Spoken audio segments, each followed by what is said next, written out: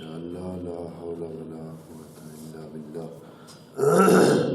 العلی العظیم. اعوذ باللہ من الشیطان الرجیم. بسم اللہ الرحمن الرحیم. الحمد للہ وکفی والصلاة والسلام علی عبادہ الذین اصطفی. اما بعد. وعلیکم السلام.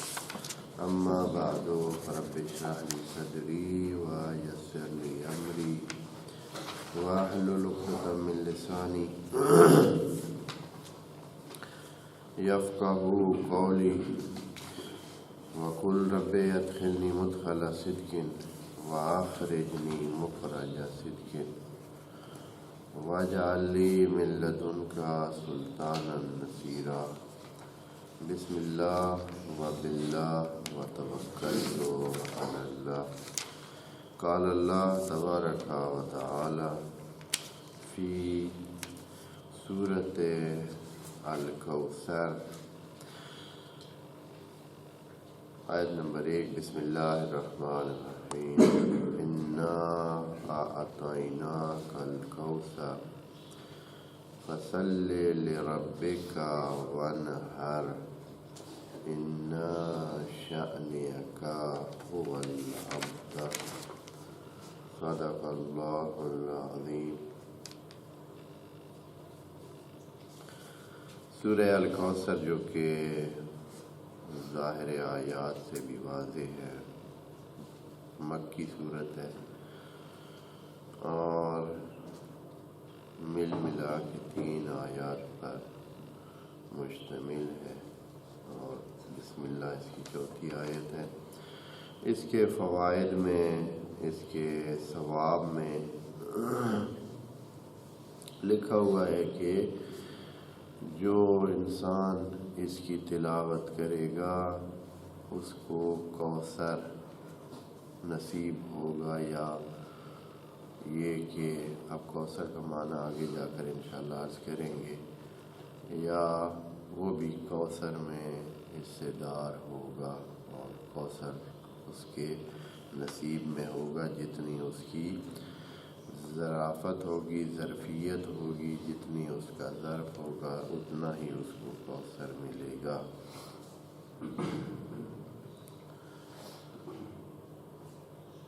اور ثواب کے حوالے سے ہی لکھا ہوا ہے کہ جو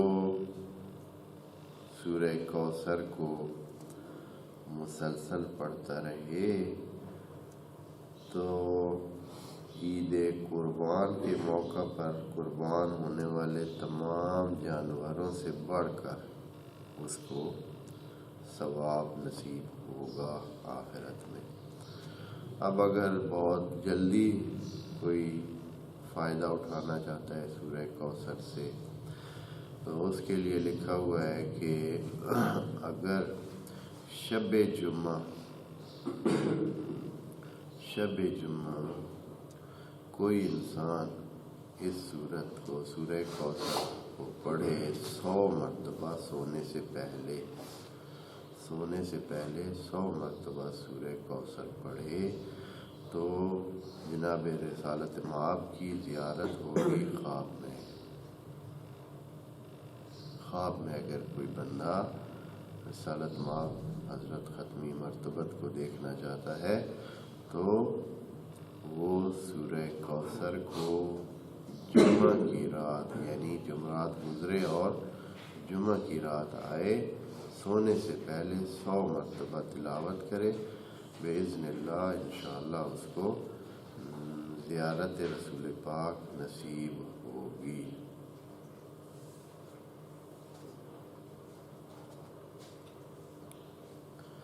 ایک اور مسئلہ جو کہ اب چونکہ بعض چیزیں جو لکھی ہوئی ہوتی ہیں ہم نے وہ یہاں بیان کر دیتے ہیں، ممکن ہے کہ کسی کا فائدہ ہو جاتا ہے.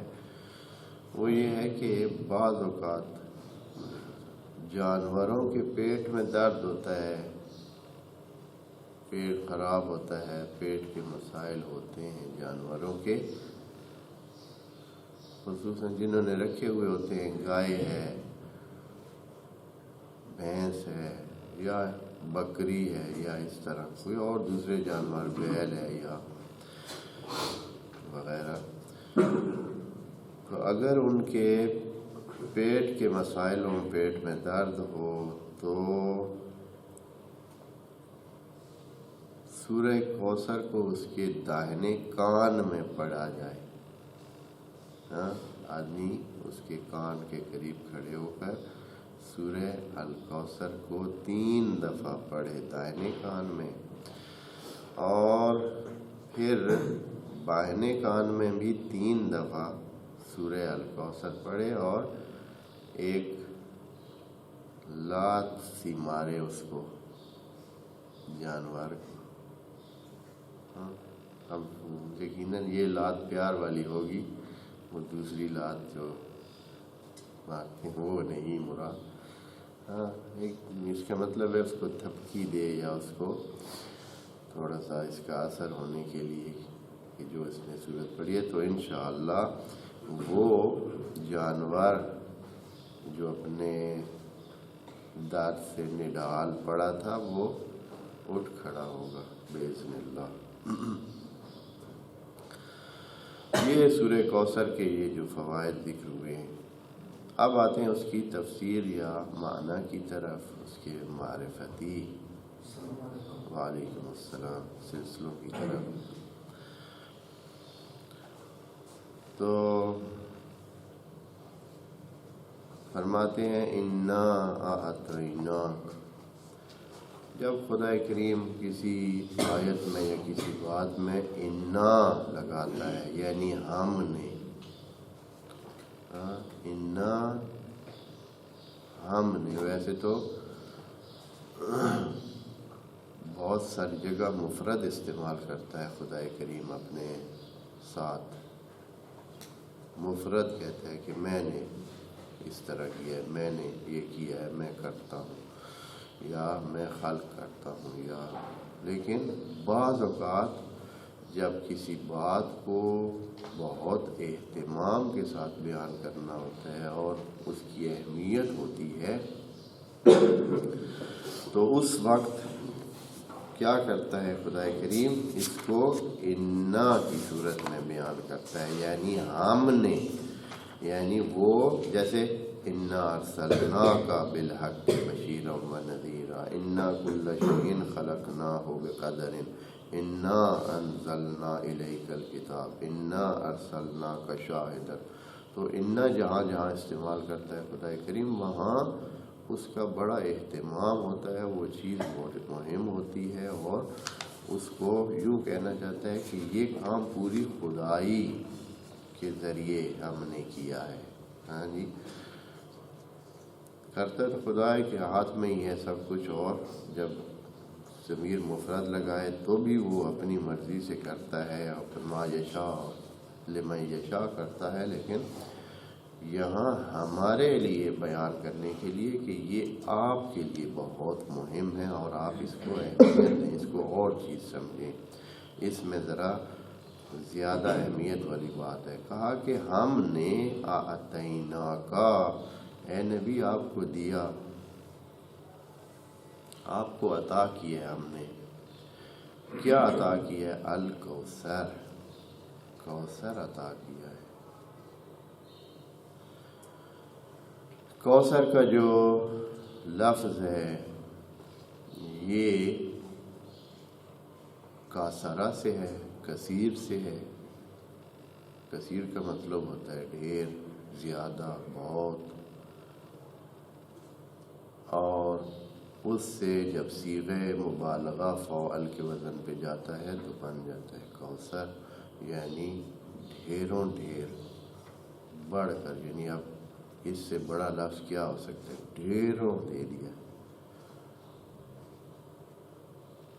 الکوثر جو ہے، اب اس میں مفسرین روٹین کے مطابق کچھ باتیں نبی کریم سے نقل ہوئی ہیں، ائمہ سے نقل ہوئی ہیں، تو مفسرین اس میں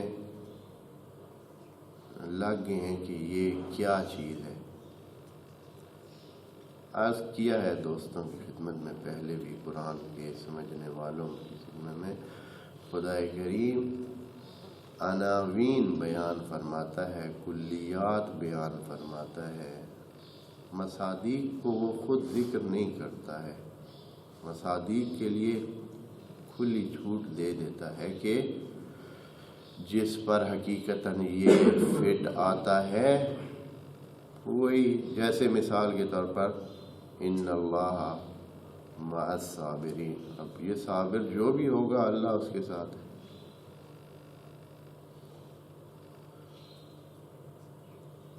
والجنۃ للمتقین والجنۃ للصالحین، ہاں، یا اس طرح کے عناوین جو ہے خدا کریم نے کبھی مومنوں کے نام نہیں لیا، یا ایھا الذین آمنوا۔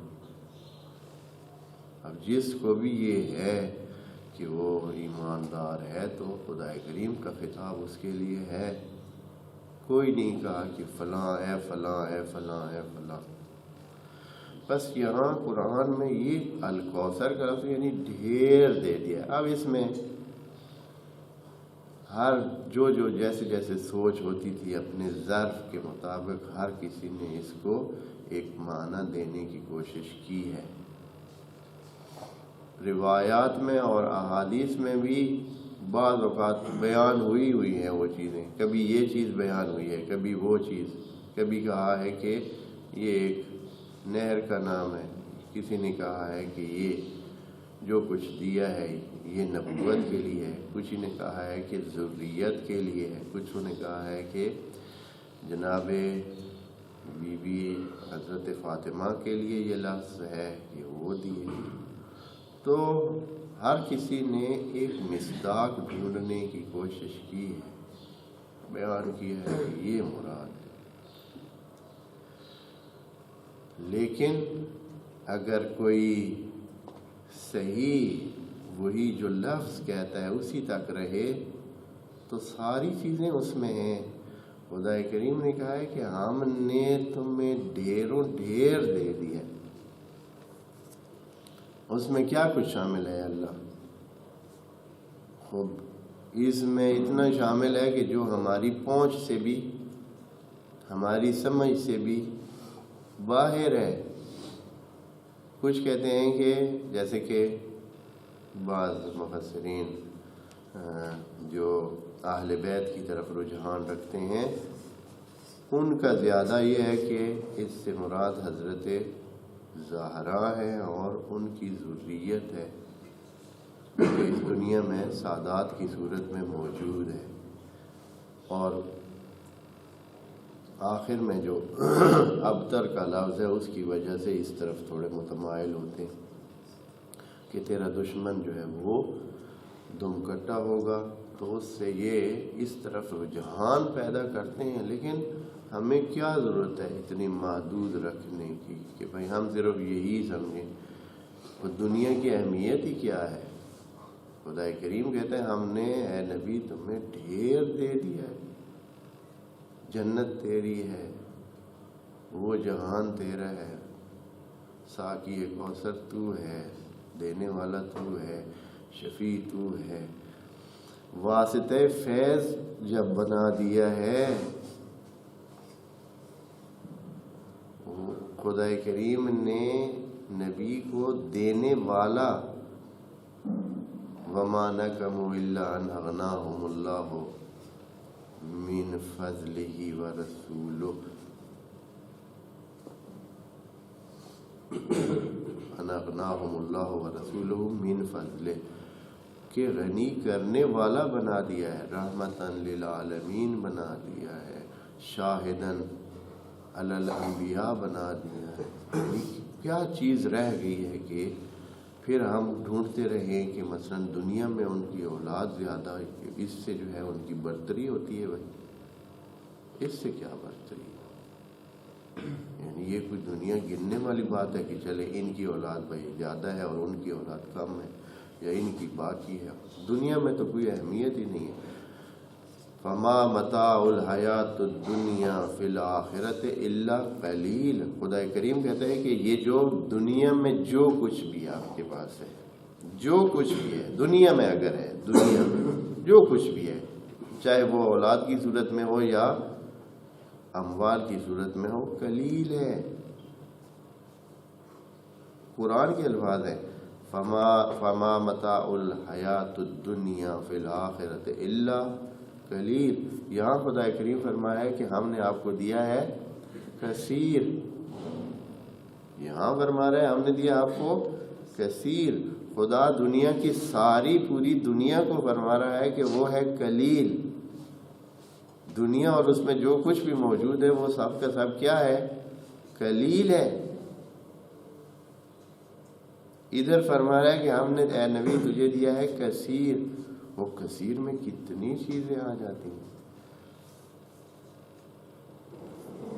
کوثر بھی اس کی ہے، اچھائی بھی اس کی.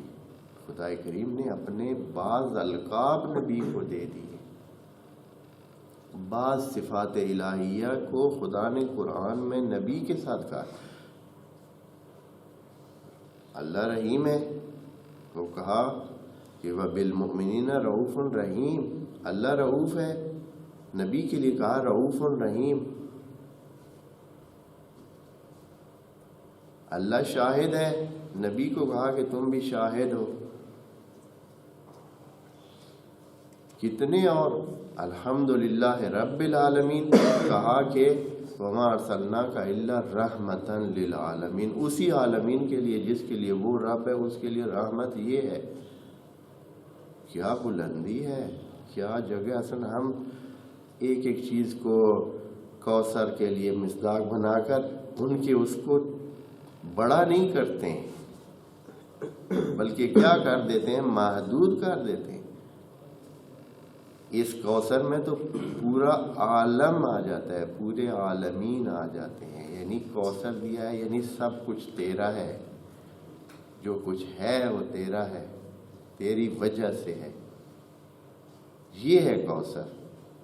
اور ہم اپنے اس جو ہماری ایک سوچ ہوتی ہے کہ ہم نے وہ جس کو ہم مانتے ہیں اسی کو پروان چڑھانا ہے، اسی کے لیے ہی بات کرنی ہے، تو ہم ان کو اس طرف لینے کی، جو دوسرے ہوتے ہیں وہ اس سے ہٹانے کی کوشش کرتے ہیں، اور ہم کوشش کرتے ہیں کہ اسی طرف اس کو لے جائیں. نبی کو خدا نے بہت کچھ دے دیا ہے، اور اس میں خدا کریم نے خود اسی لیے الکوثر کہہ کر یہ بتا دیا ہے کہ اس کی کوئی حد نہیں ہے. لامحدود صرف خدا کی ذات ہے، اس لیے لامحدود کا لفظ استعمال نہیں کیا. خدا کریم نے کہا کوثر صیغہ مبالغہ لگا کر، یعنی ڈھیروں ڈھیروں ڈھیر دے دیا. پچھلی صورتیں یہ جو کہ سورہ الضحیٰ سے شروع ہوتی ہیں، سورہ الضحیٰ سے شروع ہوتی ہیں، اور ان تمام صورتوں میں خدا کریم نے اپنے احسانات، اپنے دیے ہوئے کا ذکر کیا. اور اس کے بعد بھی جو صورتیں ان میں بھی اسی طرح. دیکھیں سورہ ضحیٰ میں کیا کہا تھا خدا کی. اب یہ تفصیل بھی آپ ذرا دیکھ لیں کہ جو خدا نے نبی کو دیا ہے اس میں سے شروع ہوتا ہے کہ وَلَسَوْفَ يُؤْتِيكَ رَبُّكَ فَتَرْضَىٰ. ایک تو پہلے یہ کہ اے نبی تمہیں اتنا دیں گے کہ تم کیا ہو جائے. اب نبی کے ظرف کو دیکھیں کہ وہ کتنے پر راضی ہوگا. ہر بندے کا ایک ظرف ہوتا ہے، اور اس کی رضا اس ظرف کے ساتھ مربوط ہوتی ہے. جتنا اس کا ظرف اتنے میں وہ راضی ہوتا ہے. آپ ایک بچے کو ممکن ہے ایک ٹافی پہ کیا کر لیتے ہیں؟ راضی کر لیتے ہیں. ایک بڑے بندے کو ٹافی دیں تو پھر جی. اسی طرح جتنا ظرف، جتنی معرفت، ممکن ہے کہ ایک بندہ کا اس کے لیے ایک کھانا پیش آپ جب کرتے ہیں تو اس کے لیے بس یہ جو ہوتے ہیں افسر، بعض اوقات وہ کھانے کے ہی، بعض ہوتے ہیں نہیں کھانے کی، کیا احترام چاہتے ہیں. پیسے کی اہمیت نہیں ہوتی، وہ احترام چاہتے ہیں، قدر چاہتے ہیں، چاہتے ہیں کہ ان کو آپ مانیں، ان کو احترام دیں، ان کا ظرف بڑا ہوتا ہے۔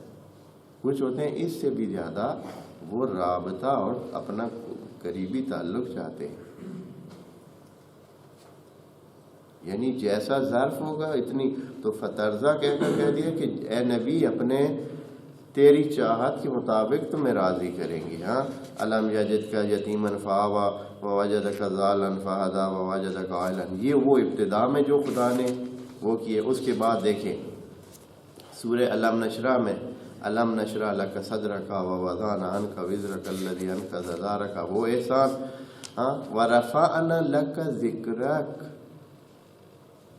تیرے ذکر کو ہم نے بلند کر دیا۔ کدھر ہے اللہ؟ کدھر ذکر کو بلند کیا ہے؟ کہا ہے کہ دنیا میں نہیں کہا کہ اس زمین پر تیرے ذکر کو بلند کریں۔ وَنَفَعْنَا لَكَ ذِكْرَكَ، تیرے ذکر کو ہم نے بلند کر دیا۔ کدھر کدھر؟ پورے عالم میں۔ خدا کے عالم کتنے ہیں؟ عالمین میں، تمام عالمین میں نبی کریم کے ذکر کو کیا کیا؟ بلند کیا۔ آگے چلیں سورہ البلد، سورہ التین میں، ہاں، والتین والزیتون وطور سینین وہذا البلد الامین، ہیں جی، قسم اٹھا رہا ہے نبی کے، حتیٰ اے نبی جس جگہ پہ تو ہے، جس ایریا میں ہے، جس ایریا میں تو ہے، والتین والزیتون کو بتایا تھا کہ یہ اس ایریا کا نام ہے۔ ہاں، اور والبلد الامین، مکہ، مکہ پاک ہو گیا ہے، مکہ اتنا محترم ہو گیا ہے کہ خدا اس کی قسم لے رہا ہے۔ والبلد الامین، ہاں جی۔ اور یہ اس کے بعد اگلی صورت میں دیکھیں، کہتے ہیں کہ اقرا باسم ربک الذی خلق، خلق الانسان من علق، اقرا وربک الاکرم، ہاں جی۔ تو عبدن اذا صلی، عبد کا درجہ اگلے اس میں صورت میں خدا کریم نے عطا فرمایا۔ اور اس سے اگلی صورت میں یہ اسی طرح آ رہا ہے۔ اچھا، انا انزلناہ فی لیلۃ القدر وما ادراک ما لیلۃ القدر، لیلۃ القدر میں تمام فرشتوں کو اور قرآن جیسی اس کو خدا نے نبی کے اس میں دل پر جو ہے وہ نازل کیا۔ اور اس کے بعد سورہ بینہ میں جو ہے کیا کہا؟ سورہ بینہ میں بھی اسی طرح رسول من اللہ، رسول من اللہ یتلو صحفا مطہرہ فیہا کتب قیمہ، یہ لقب دیے اور یہ چیزیں دیے، یعنی نبوت کی بات کی ہے نبی کے۔ اور کہا اس کے بعد اگلی صورت میں جو کہ سورہ زلزال ہے، اس میں میزان کا ذکر کیا کہ جس کے وہ اچھے ہو۔ یہ ساری چیزیں یہ نبی کو دی جا رہی ہیں، نبی کے اس میں ہیں۔ اور اب جو ہے سورہ اس میں کیا تھا،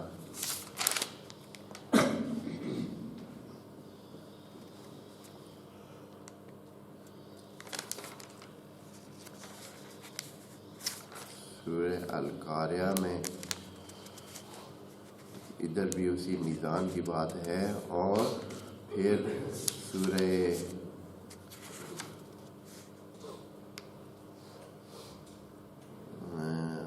تکاثر میں بھی بار ہوئی میزان کی بات ہے۔ اور اس میں سورہ عصر میں ان کی بات ہے کہ جو ایمان لاتے ہیں۔ تو یہ ساری چیزیں جو احسانات پچھلی صورتوں میں خدا کریم نے ان کو، اور اس کے بعد کیا صورتیں ہیں، وہ جو کافروں کے ساتھ مقابلے میں حضرت نے کہا، پھر کہا آگے یہ سورہ کافرون جس کا نام رکھا ہے، یہ اس میں کہا کہ تم ان کے ساتھ علیحدگی کا اعلان کر دو کہ ہمارا اپنا سلسلہ عبادت ہے۔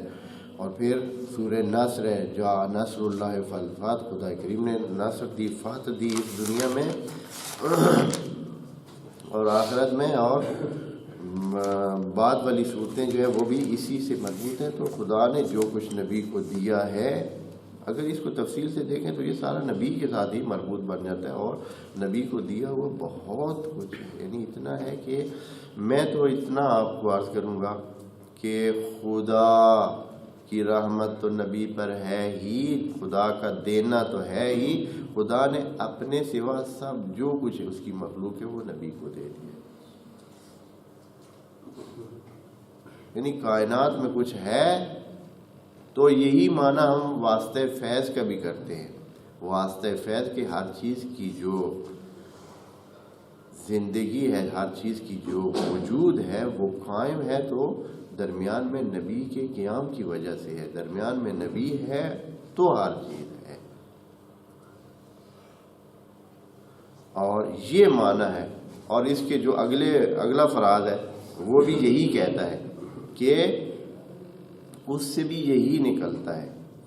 اب اگر یہ نہ لیں تو پھر ان کا جوڑ بنانا بڑا مشکل بن گیا، سب کے لیے مشکل بن گیا۔ اب دیکھیں نا، جنہوں نے اس کا معنی نہر کیا ہے کوثر میں، ہاں وہ بھی، یا دوسرے جنہوں نے صرف حضرت کی ذریت معنی لیا ہے، صرف حضرت زہرا بی بی فاطمہ اس سے مراد لیا ہے، ان کے لیے بھی یہ، اگر صرف یہ لے، میں نے جس طرح عرض کیا ہے کہ ہمیں کوثر کا کوثر ہی معنی لینا چاہیے، یعنی بے حساب، یعنی بہت زیادہ۔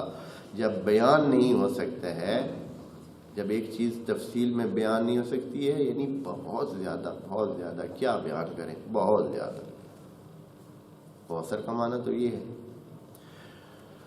تو آگے خدا کریم نے فا لگا کر کہا ہے کہ جب اتنا دیا ہے تو فصل لے رب کا۔ اب جب کوئی ایک تھوڑی سی چیز مانا کریں تو نماز کا اس کے ساتھ کیا تعلق، پھر نماز میں بھی، پھر آگے جو ونہر ہے، ونہر کی تفسیر میں واضح کہا گیا ہے، ونہر یعنی اپنے ہاتھوں کو تکبیرۃ الاحرام کے لیے یا تکبیر کے لیے اوپر لے جاؤ۔ ونہر یہ ہوتا ہے نا، نہر یہ اس جگہ کو جو انسان کا یا کسی بھی جانور کا وہ جو گلا ہوتا ہے اس کو کہتے ہیں نہر۔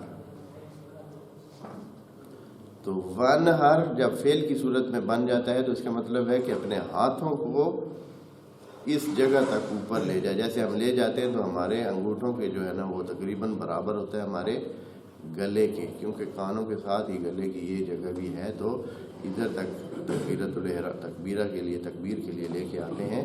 تو ونہر اس کو کہا ہے، فصل لربک ونہر۔ جب ہم اس کی وہ تفسیر کریں کہ کوثر یعنی تمام خدا سے ہٹ کر خدا کی تمام مخلوق، خدا کی تمام بنائی ہوئی چیزیں ہیں، نبی تجھے دے دی ہے، عالم تجھے دے دیا ہے، سب کا سب، تو پھر پیچھے صرف ایک خدا رہتا ہے، بس تمہیں کسی اور کی عبدیت کی ضرورت نہیں ہے، بس نماز پڑھنی ہے تو صرف اس کے لیے پڑھ۔ فصلی لربک، بس اگر باقی کیا رہ گیا، باقی خدا ہی ہے، یعنی باقی ہر چیز تو تیری ہے، اس کے لیے تو کوئی تمہیں توجہ دینے کی ضرورت ہی نہیں ہے۔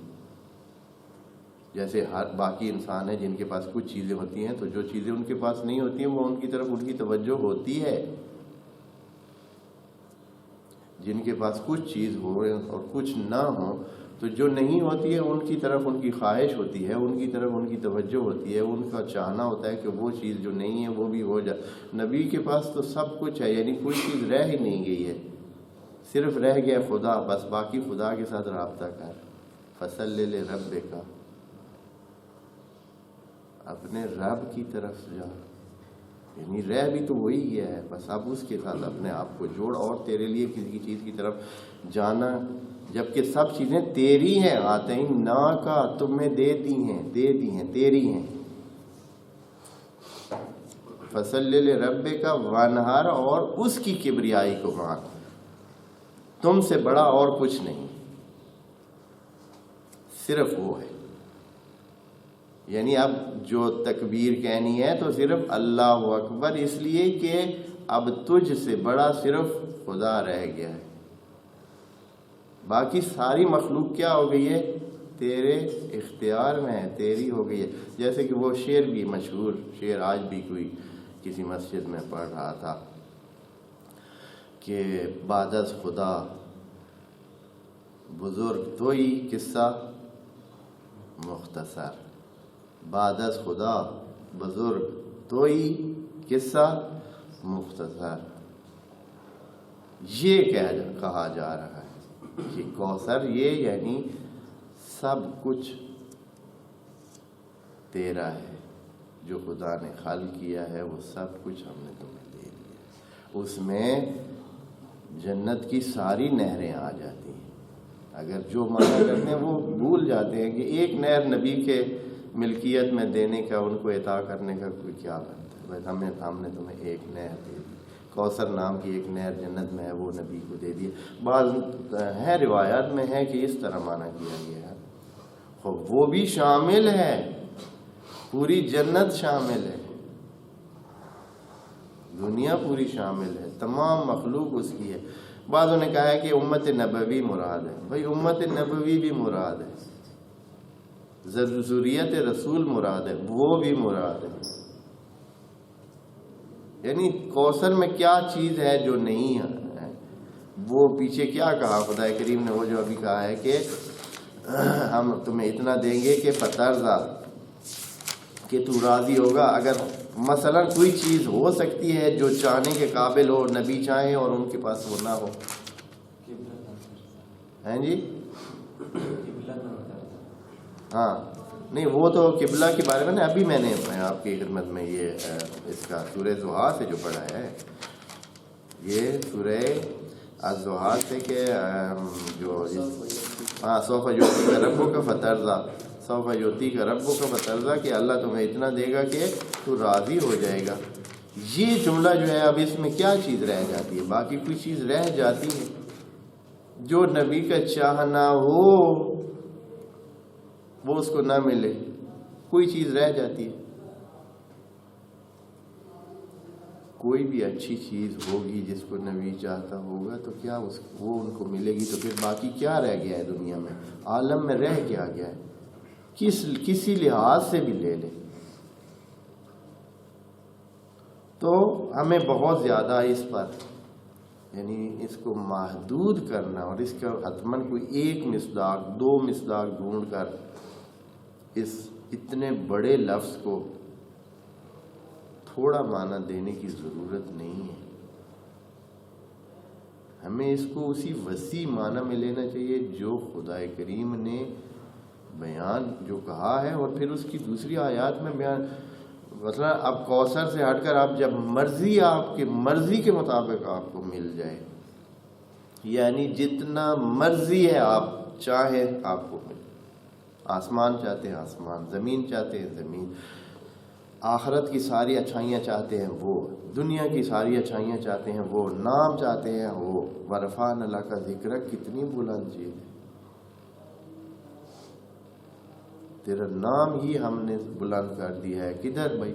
یہ بھی نہیں بتایا. سب پورے عالم میں. آپ نے سننا ہوگا بعض چیزیں ہیں نا، وہ بولیں گے بھائی یہ کس طرح ہو سکتا ہے کہ جب نبی جہاں سے گزرتے تھے، جہاں سے بھی گزرتے تھے، پہاڑوں میں سے گزرتے تھے، راستوں میں سے گزرتے تھے، گھاس ہوتا تھا، درخت ہوتے تھے، جانور ہوتے تھے، کوئی بھی راستے میں چیز ملی کھڑی ہوتی تھی تو سننے والے سنتے تھے کہ سارے حضرت کو سلام کرتے تھے.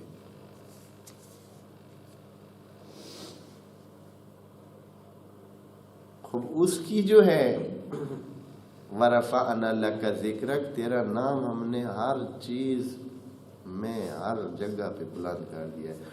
تو پھر جب سب کے سامنے اس کی تعریفیں ہو چکی ہیں، نام بلند ہو چکا ہے، تو پھر کیوں ہم کہیں کہ یہ والی حصہ مراد ہے یا یہ والی؟ سب ہی اسی کے نام ہے، سب ہی اسی کے نام ہے. انا اعطیناک الکوثر فصل لربک وانحر. پس ایک ہی تیرا مرکز رہ گیا ہے جس کی طرف تمہیں رجوع کرنا ہے، باقی تو ساری چیزیں ہیں ہی تیری. کوئی بندہ اپنی چیزوں کی بھی وہ کرتا ہے، ان کا بھی گرویدہ ہوتا ہے، تو ہے ہی اس کی اپنی. ان کی خواہش تو نہیں رکھتے. بس تیری خواہش کے لیے کیا باقی رہ گیا ہے؟ اللہ، کہ تو اللہ کی طرف جا. فصل لربک وانحر ان شأنک هو الابتر. اب یہاں بھی خدا کریم نے پھر وہی فارمولہ استعمال کیا ہے، کلی. شأنیہ یعنی جو بھی تیرا دشمن ہے. ہم اس کو پھر محدود کرتے ہیں کہ وہ جو تیرا دشمن ہے وہ ایک دشمن ہے. بھئی ایک دشمن، اس کی اہمیت کیا ہے؟ خدا کریم کہہ رہا ہے کہ تیرا دشمن جو اس وقت تھا، جو بعد میں تھا، جو آج ہے، جو بھی تیرا دشمن ہے وہ کیا ہے؟ وہی دم کٹا ہے. ابتر کا مطلب ہوتا ہے جس کا کوئی بعد میں کچھ بھی نہیں ہے، یعنی جس کے پاس کچھ بھی نہیں ہے، یعنی جو اب کٹ جائے گا اور ختم ہو جائے گا.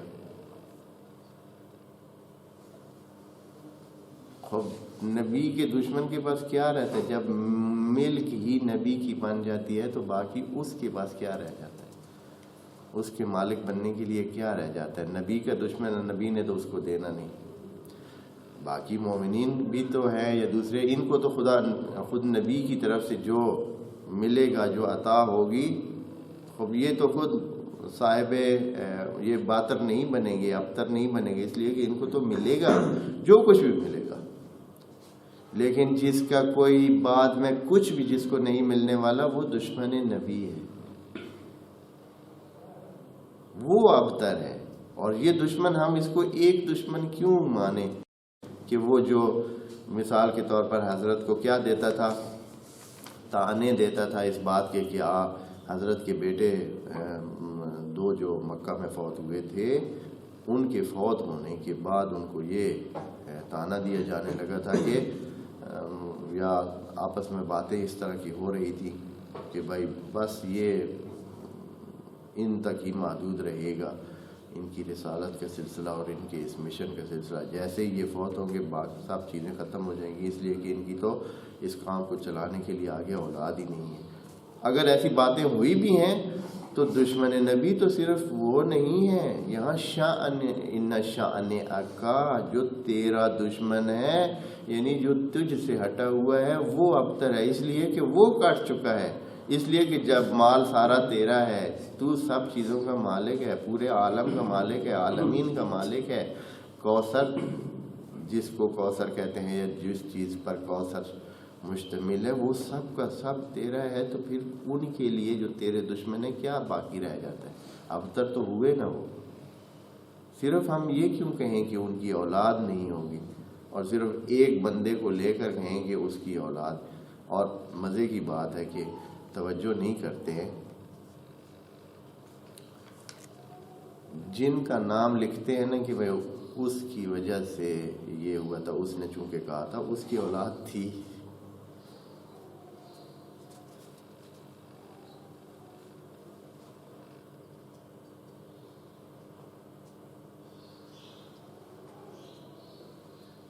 عاص ابن وائل کے بارے میں ہے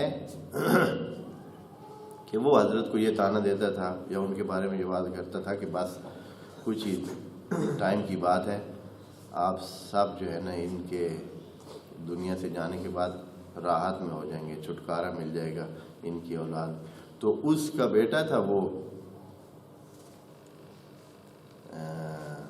ابن عاص، جس کو امیر شام نے مصر کا گورنر بنایا تھا، جس نے مالک اشتر کو راستے میں زہر دلوائی تھی اور وہ پھر گورنر بن گیا تھا. عمرو ابن عاص، عمرو ابن عاص اسی عاص کا بیٹا تھا، عاص ابن وائل کا بیٹا تھا. بس یہاں ابتر کا معنی اگر صرف یہ بے اولادہ لے تو پھر کون سا دشمن؟ باقی ابو لہب کے بیٹے تھے، باقی اس کے ابو سفیان کے بیٹے تھے، مختلف یہ نام لیے گئے. یہ شانیہ اس وقت یہی دشمن تھے، حضرت کے دشمنوں میں شمار ہوتے تھے. ابو سفیان، ابو لہب، وہ مغیرہ ابن مغیرہ کوئی تھا وہ، اور دوسرے بہت سارے نام ہیں. تو ان کے ہاں تقریباً سب کے ہاں اولاد تھی. تو یہ جو ان شانیہ کا ہو الابتر کہا ہے کہ تیرا دشمن ابتر ہے، دم کٹا ہے، یعنی اس کے بعد اس کے پاس ابتر کا مطلب تو دم کٹا ہوتا ہے، بے اولادہ تو انہوں نے اس لیے پھر معنی کر دیا ہے، اس کا مصداق ڈھونڈ لیا ہے کہ بے اولادہ، یعنی جس کا کہیں ربط نہیں ہے وہ کٹا ہوا بندہ. اور اس کی وجہ یہ بنتی ہے کہ جب کوثر کا معنی یہ کرے کہ ہر چیز تیری ہے تو پیچھے ان کے لیے رہ کیا جاتا ہے، وہ تو پھر خود بخود ہی دم کٹے بن جاتے ہیں. بس یہاں تھوڑا سا نا ہم وہ اپنے جو ذہنیات ہماری عام طور پر یہ چلتی ہیں، عام طور پر، یعنی میں تو اب بہت ساری تفسیریں دیکھ چکا ہوں، اس میں یہ کہ وہ جو پہلے سے بنی ہوئی سوچ ہے نا، ہمارا وہ جو ایک ذہن بنا ہوا ہے، ہم چاہتے ہیں کہ اسی طرح مانا اس طرف ہی لے جائیں.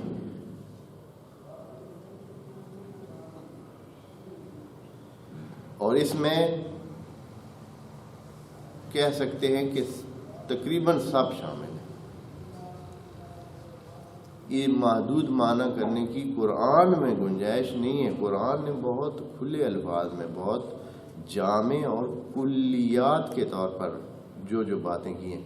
یہی خود دیکھ لیں ان شانیہ کا، وہاں کہہ رہے ہیں کہ جو تیرا دشمن ہے، اور نبی کا دشمن اس وقت کوئی ایک بندہ تھا، یا آیا اس وقت ہی دشمن تھے اور بعد میں نہیں ہے. خدا کریم نے قیامت تک کے لیے حکم لگا دیا ہے کہ جو تیرا دشمن ہے وہ ابتر ہوگا.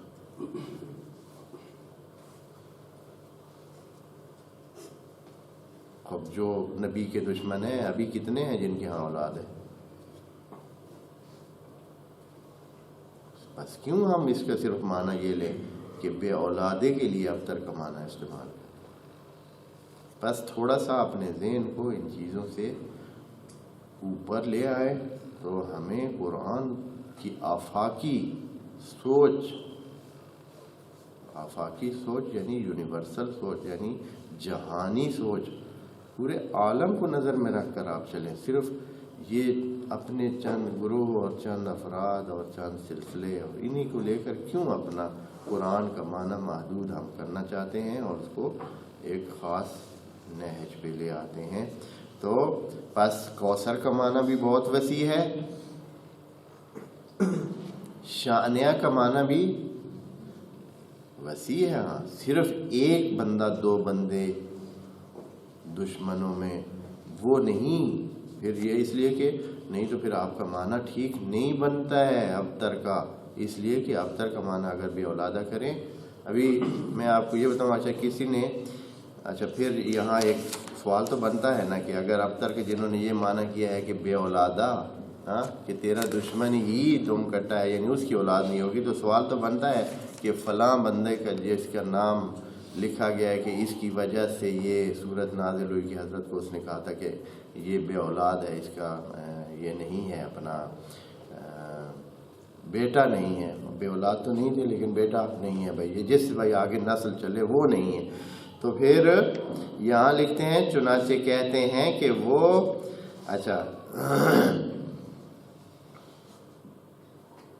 یہاں اور جو اولاد اس کی طرف منسوب کی گئی وہ در حقیقت کسی اور کا نطفہ تھی. مجبوراً یہ بات کہنی پڑتی ہے. پھر وہ کسی تھی نا ان کے ہاں اولاد، تو پھر آپ کیا سے کریں؟ ادھر خدا کریم کہہ رہا ہے کہ ان شانیہ کا ہول ابتر، ادھر ہم دیکھتے ہیں کہ وہ ابتر اس معنی کے حوالے سے وہ ابتر نہیں ہے، یعنی وہ اولاد والے ان کے بیٹے ہیں، وہ تو ابتر پھر نہ ہوئے. پھر کون ہے ابتر؟ تو پھر اس کا حل یہ کیا گیا کہ یوں کہا جائے کہ وہ جو ان کی اولاد تھی وہ ان کی اپنی اولاد نہیں. یہ تھوڑا سا ایسے قرآن اس طرح کی ڈھل مڈھل بات نہیں کرتا ہے. قرآن کی باتیں دو ٹوک. کہا ہے ان شانیہ کا ہوا الابتر، اور ہوا کو بھی مقدم کر کے آپ جانتے ہیں کہ جب خبر سے پہلے ضمیر لگا دی جائے تو اس کا مطلب ہے صرف اور صرف وہی ابتر ہے. جو ناف پڑھتے ہیں آپ جانتے ہیں کہ خبر سے پہلے ضمیر اگر لگا دی جائے تو اس کا معنی کیا بنتا ہے؟ کہہ سکتے تھے ان اشانیہ کا ابتر، ہو سکتا تھا نا، تیرا دشمن کیا ہے؟ ابتر ہے، لیکن جب ہوا لگائے نا پہلے یا اس کی مطابق ضمیر جو بھی پہلے لگے، یہ حصر کے لیے ہوتا ہے، یعنی معنی یہ ہے کہ صرف وہی ابتر ہے۔ بس دشمنی نبی کی ابتریت کی علامت ہے، نبی کی دشمنی خود ابتریت کی ہی علامت ہے، جو نبی کا دشمن ہے وہ ابتر ہے بس۔ اب اس لیے کہ وہ کس سے کٹ جائے گا؟